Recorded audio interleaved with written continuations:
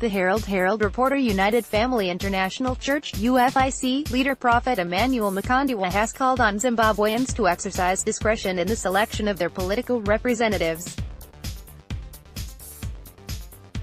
Speaking to congregants in a continuation of last week's Mother's Day message in which he called on children to reconcile with their parents in order to receive parental blessings, Prophet Makandiwa told the packed City Sports Center to consider how a candidate looks after her own parents before they can vote for them.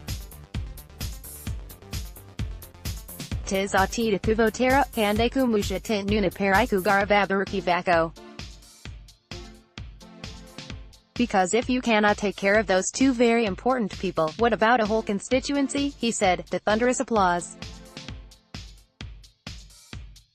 In fact, it should be your parents that should second you to serve the constituency after seeing what you are doing for them, he continued. Thousands of congregants had brought their parents to church to reconcile with them after last week's Mother's Day teaching by the charismatic preacher.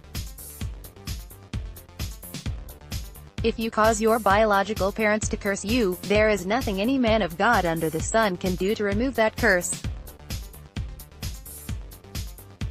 There is a parental blessing that can only come from your parents, without which you cannot prosper, he said.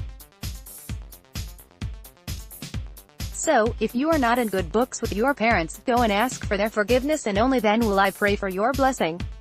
Many then went a step further and brought their parents to church on Sunday to publicly ask for forgiveness.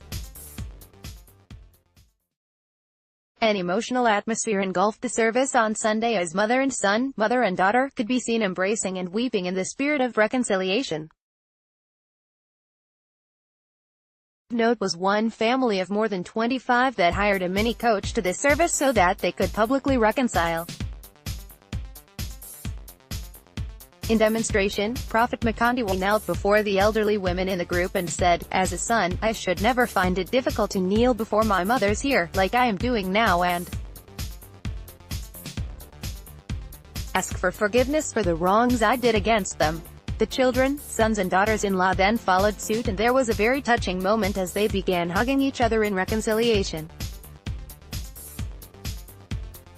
Some confessed publicly about having beaten up their parents or having cursed them, but there was immeasurable joy at the end as families went back home after the service to begin life on a new page.